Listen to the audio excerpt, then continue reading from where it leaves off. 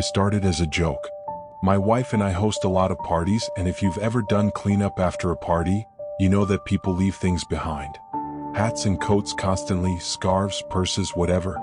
One time I found a pair of prescription glasses stuck in between the couch cushions. They were thick lenses too, like Velma thick. I don't know how the owner made it out of the front door without them, let alone how they drove home. A lot of the time we'll get a call the next day or the next week, someone going, "Hey, so, I haven't seen my jacket lately. Did I leave it at your place?" But sometimes no one ever claims it. And Jenny and I, Jenny's my wife, we aren't about to call everyone who was at the party to ask if they're missing whatever we've found. So we just chuck it in a wooden chest we've got in the closet and leave it there until someone does come looking. So recently we had a winter party and someone left their pants here. Now, it was not that kind of party, so I was pretty surprised to find a pair of pants laying around afterward. They were snow pants, the kind you wear over your other clothes to keep them warm and dry, and they were folded up and stored in a corner. I figured that probably someone had shown up in them to stay warm, then taken them off once they got inside.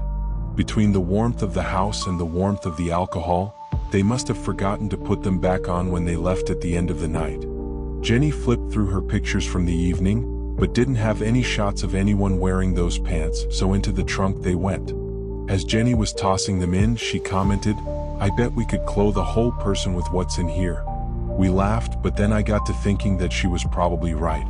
So later on, I dug through the trunk and sure enough, in addition to the pants we had a button-down shirt, multiple jackets, several hats, a pair of gloves, a couple of scarves and 2 pairs of shoes. While Jenny was out of the house that night, I put the shirt on a hanger, hung the jacket over it, clipped the gloves to the sleeves and the pants to the bottom, and wrapped a scarf around it. Then I hung the whole thing up in the hallway, plopped a hat on top and put the shoes beneath it. The pants hung just to the ground, so at first glance it really did look like someone lurking there, especially with the lights off. I heard the door slam when Jenny got home. She started to call out a greeting, but it abruptly cut off in a shriek. I came into the hallway laughing, to find Jenny standing there with a hand to her chest, glaring at me.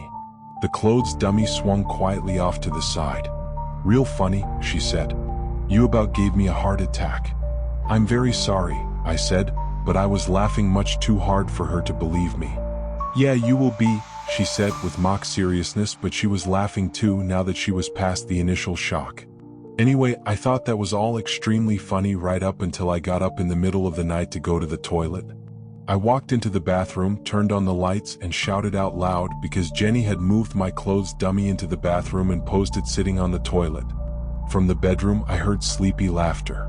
"Do you know what happens when you scare someone who's on his way to the bathroom?" I demanded. "Rags are under the sink. Clean up whatever you need to," Jenny called back. "A lesser man would have to clean up."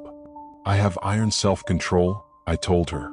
"Is that why you screamed loudly enough to wake me up?" she teased. I didn't dignify that with a response. Also, I didn't have one. So this became a thing. Jenny and I would move the dummy around, and after a while it wasn't even to scare each other anymore. We named him Albert, and he was just a feature of the house after a few weeks. We'd put him in the kitchen, the dining room, wherever. I came home a couple of days ago to find the clothes slumped in my chair in front of the TV, with one of my beers in his glove. I just got another beer and took a seat on the couch. Jenny came in later and said, "You're not going to move him?" "He was here first," I shrugged. "You're ridiculous," Jenny told me and took Albert's beer. "He's not going to like that," I said. Jenny laughed. "What's he going to do about it?" That was a couple of days ago, like I said. Yesterday, I came home to find Albert hanging by the picture window at the back of the house. His clothes were splashed with something red, and there was a dripping knife wedged in one of his gloves. It was a pretty gruesome sight, and I applauded Jenny's ingenuity. "Did he get you, honey?" I called. No response, obviously. She wasn't about to give up the joke that easily. "Hey, the stuff is dripping onto the floor," I said loudly enough for her to hear me, wherever she was hiding. "I think it's staining the carpet." Still nothing, so I got a paper towel and wiped up the blood, then took Albert's knife away from him. Whatever Jenny had used really did look like blood, and I was starting to get uncomfortable. "Honey? Okay, you got me." Joke's over. Still no response, so I went looking. I went through the entire house and couldn't find her anywhere. Her car was out front, but Jenny was just missing. I called her phone, but it rang through to voicemail. When she still hadn't shown up by midnight, I was starting to get panicked. I'd called a few friends, but no one had heard from her. I decided to get a few hours of sleep and then figure out what to do in the morning. I laid down, turned out the lights, and was falling asleep when I heard a slight noise in the hallway. I opened my eyes to see Jenny in the doorway. "Where have you been?" I started, turning on the lights, but my voice died in my throat. It wasn't Jenny. It was Albert, hanging from the doorway of my room, swaying slightly back and forth above his shoes. The knife was back in his hand. My heart was hammering.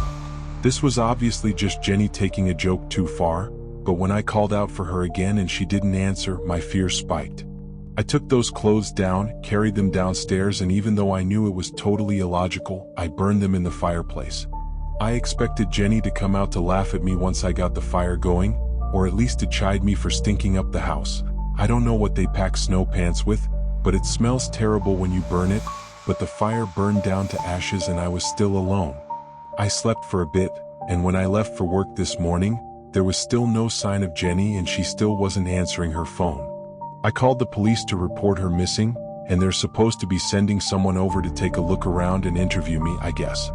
I hope they get here soon, because I just heard a noise from upstairs, and when I went up to look, the door to our walk-in closet was standing open. Hanging from the bars, aligned in 2 neat rows, were a dozen of Jenny's outfits. Shirts on the hangers, pants clipped below, shoes lined up underneath. The bedroom door only locks from the inside, but I closed it and used my tie to tie the knob to the banister in the hallway. I was going to leave the house, but there's a coat rack by the door, and I really don't think I lined my shoes up underneath it like that when I got home. I hope the police get here soon.